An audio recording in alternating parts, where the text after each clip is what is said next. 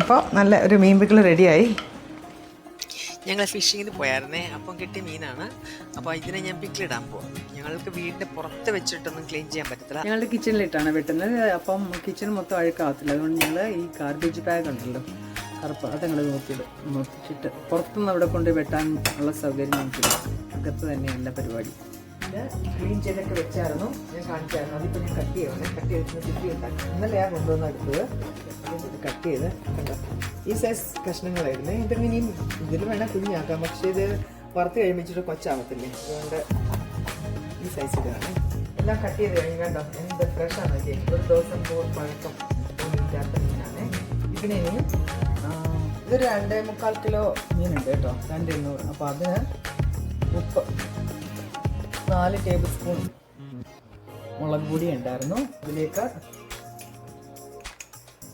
കുറച്ച് മഞ്ഞൾപ്പൊടി ഇട്ട് ഇതൊരു അരമണിക്കൂർ ഞാനിങ്ങനെ പുരട്ടി വെക്കും കേട്ടോ. അപ്പോൾ ഇതിലേക്ക് ചുവപ്പ് മുളകൊക്കെ പിടിക്കും. എന്നിട്ടാണ് വറുത്തെടുക്കുന്നത്. മാരിനേറ്റ് ചെയ്ത് എന്നിട്ട് ഇനിയും ഇവിടെ ഇരിക്കട്ടെ.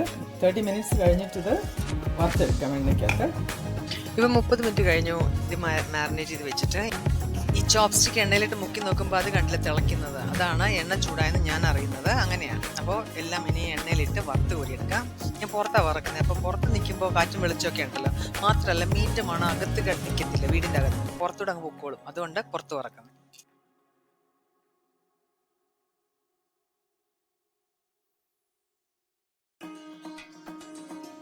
മീനെല്ലാം വറുത്ത് കഴിഞ്ഞ് പുറത്ത് വെച്ച് വറുത്തു. എന്നിട്ട് ബാക്കി ചെയ്യാൻ അകത്ത് കയറി. പുറത്ത് വെയിൽ വന്നു ചെറുതായിട്ട്, അപ്പം പിന്നെ അകത്തോട്ട് കയറിയതാണ്. അപ്പോൾ എണ്ണ ചൂടായിട്ടുണ്ട്, അതിലേക്ക് കടുകിടാൻ പോവാം. ആ സെയിം എണ്ണ ഉപയോഗിച്ച്, മീൻ വറുത്ത എണ്ണ തന്നെ ഉപയോഗിച്ച്. കാണുമ്പോൾ അറിയാമല്ലോ കളറ്. മീനിൻ്റെ കുറച്ച് പൊടിയൊക്കെ അതിൻ്റെ അടി കിടപ്പുണ്ട്. വെളുത്തുള്ളി ഓൾമോസ്റ്റ് ഏകദേശം 1 കപ്പോളം ഉണ്ട്. ഇഞ്ചി ഉണ്ട് 1 കപ്പ്. ഇതിലോട്ട് കുറച്ചേറെ കരിയാപ്പില, അത് ഉണക്കി വെച്ചിരിക്കുന്നത്. എപ്പോഴും പറയുന്നതിനോ ഉണക്കി വെച്ചിരിക്കുന്നത്. ഇത് നന്നായിട്ട് വഴറ്റിയെടുക്കാം. ഇഞ്ചി വെളുത്തുള്ളി മൂക്കുന്നതിൻ്റെ നല്ല മണമുണ്ടല്ലോ, ഉണ്ടാക്കിയിട്ടുള്ളവർക്കറിയാം. ഇഞ്ചി എന്തിട്ടാലും ഇഞ്ചിയും വെളുത്തുള്ളി മൂക്കുമ്പോൾ നല്ലൊരു മണമാണ്. പകുതി വഴന്നിട്ടുണ്ട് ഇഞ്ചിയും വെളുത്തുള്ളിയും. അപ്പോൾ അതിലോട്ട് മുളക്, ഇന്നലെ ഇതിന് മുമ്പിലുള്ള പിക്കിളിൻ്റെ അകത്ത് ഞാൻ ഇട്ടതുപോലെ തന്നെ നല്ല എരിയുള്ള മുളക് തന്നെ നോക്കിയിട്ടേക്കാണേ. അതുകൊണ്ട് മുളക് പൊടി ഞാൻ കുറയ്ക്കും.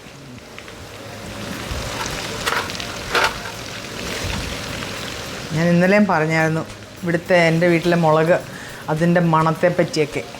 ഇന്നലെ അല്ല ഇതിന് മുമ്പിലുള്ള വീഡിയോയ്ക്കകത്ത് പറഞ്ഞിട്ടുണ്ട്. അപ്പോൾ ഇപ്പോൾ തീരും, മുളകൊക്കെ ഉണ്ടായിക്കഴിഞ്ഞ് സമ്മർ തീർന്നു ഓൾമോസ്റ്റ്. അപ്പോൾ ഉള്ളതെല്ലാം പറിച്ച് കറിയിലൊക്കെ ഇടാം. ഇപ്പോൾ എണ്ണ ഇങ്ങനെ പതയുന്ന കണ്ടില്ലേ, മീൻ വറുത്ത എണ്ണ ആയതുകൊണ്ടാണ്. മീനിൻ്റെ അകത്തുനിന്ന് നെയ്യൊക്കെ ഇറങ്ങുമല്ലോ, അത് കഴിഞ്ഞ് ആ എണ്ണ ഉപയോഗിക്കുന്നതുകൊണ്ടാണ് ഇങ്ങനെ പതിഞ്ഞ് വരുന്നത്. അപ്പോൾ നമ്മൾ മീനിൻ്റെ അകത്ത് തന്നെ ഇടാനല്ലേ. ഇതിലേക്ക് ഒരു നല്ല ടേബിൾ സ്പൂൺ മഞ്ഞൾപ്പൊടി ഇട്ടു. എന്നിട്ട് അതിലോട്ട് ഒരു 4 ടേബിൾ സ്പൂൺ മുളക് പൊടിയുണ്ട്. ഞാൻ എരിയുള്ള മുളകൊക്കെ ഇട്ടിട്ടുള്ളത്. എന്നിട്ട് 4 ടേബിൾ സ്പൂൺ മുളക് പൊടി കൂടി ഇട്ടു. ഇതിലേക്ക് ഉലുവാപ്പൊടി അതൊരു 2 ടീസ്പൂൺ ഉണ്ടായിരുന്നു. ഒരു പാത്രം വെച്ചിട്ടുണ്ട്. ഇതിലോട്ട് വിനിഗർ ഒഴിച്ചിട്ട് തിളപ്പിക്കും. ഞാൻ ഈ പുളിയുള്ള സാധനം, ഈ നമ്മുടെ വിനിഗറൊക്കെ ഒഴിക്കുമ്പോൾ ഞാൻ ഇങ്ങനെ നോൺ സ്റ്റിക്ക് പാത്രത്തിലൊന്നും ഒഴിക്കത്തില്ല, അലൂമിനിയം പാത്രത്തിലൊന്നും. അപ്പോൾ മൺചട്ടി പോലത്തെ ഉപയോഗിക്കത്തുള്ളൂ. അപ്പോൾ ഇതുകൊണ്ട് ഞാനിപ്പോൾ ഇത് ചൂടാക്കി ഇതിലിട്ട് തിളപ്പിക്കും വിനിഗർ. അത് തിളച്ച് കഴിയുമ്പോൾ മീനുണ്ടാക്കിയ മസാലയില്ലേ അതെല്ലാം നല്ലതായിട്ട് മൂത്തായിരുന്നു, അത് ഇതിലോട്ട് മാറ്റും. ചെറുതായിട്ട് തിള വരുന്നുണ്ട്. ഇതിലേക്ക് ഉപ്പിടുവാണ്. ഒട്ടും ഉപ്പിട്ടിട്ടില്ലായിരുന്നു ഇതിൻ്റെ അകത്ത്. മീൻ ചേർത്തിട്ടുണ്ട് ചെറുതായിട്ട്. അപ്പോൾ ആവശ്യത്തിന് ഉപ്പ് ആഡ് ചെയ്യാം. അപ്പോൾ വിനിഗർ തിളയ്ക്കുന്നുണ്ട്, അതിലേക്ക് ഞാനിത് ഇങ്ങനെ ട്രാൻസ്ഫർ ചെയ്യുവാണേ. ഇതിൽ കിടന്ന് എല്ലാം കൂടെ നന്നായിട്ട് തിളച്ചോളും. നിങ്ങൾ ഇങ്ങനെയൊന്നും ചെയ്യേണ്ട ആവശ്യമില്ല. ഞാൻ നോൺ സ്റ്റിക്ക് പാത്രം ആയതുകൊണ്ട് വിനിഗർ ഒഴിക്കാതിരിക്കാൻ വേണ്ടിയാണ് ഇതിങ്ങനെ മാറ്റിയത്. ഇല്ല, ഇങ്ങനെയൊന്നും ഞാൻ ചെയ്യത്തില്ല. ഒറ്റ പാത്രത്തിൽ നിങ്ങൾ എടുത്താൽ മതി. അപ്പോൾ എണ്ണയും മസാലയെല്ലാം കൂടെ വിനിഗറിൻ്റെ അകത്തോട്ടിട്ട് ഇപ്പോൾ അതവിടെ കിടന്ന് തിളയ്ക്കുന്നുണ്ട്. ഇതിലേക്ക് ആസ്ലി കായം കഷണം എടുത്ത് പൊടിച്ചിടാമെങ്കിൽ ഏറ്റവും ബെസ്റ്റ്. അപ്പോൾ അതുമെല്ലാം ഇട്ട് കഴിഞ്ഞു. ഇനി അപ്പോൾ പുളിയൊക്കെ നിങ്ങൾ അഡ്ജസ്റ്റ് ചെയ്യണേ.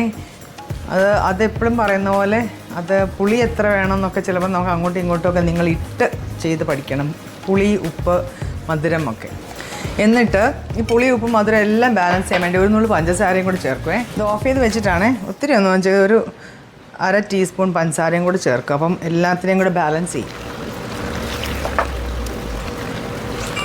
ഇനി ഇത് ആറുമ്പോൾ അതിലൊഴിക്കാം.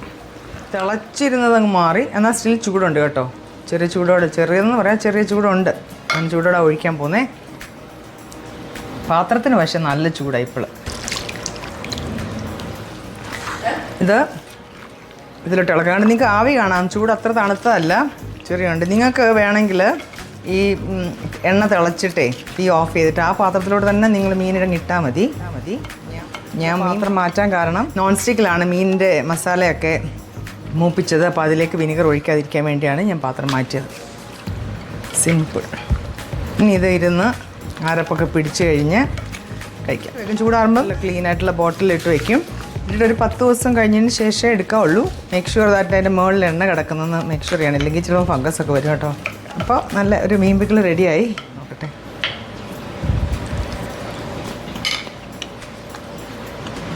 പുളി ഉപ്പും ഒക്കെ ഉണ്ട്, എല്ലാം പാകത്തിനുണ്ട്. അപ്പോൾ എല്ലാവരും മീൻ കിട്ടുമ്പോൾ ട്രൈ ചെയ്ത് നോക്കുക. വേറൊരു വീഡിയോ ആയിട്ട് വരാം.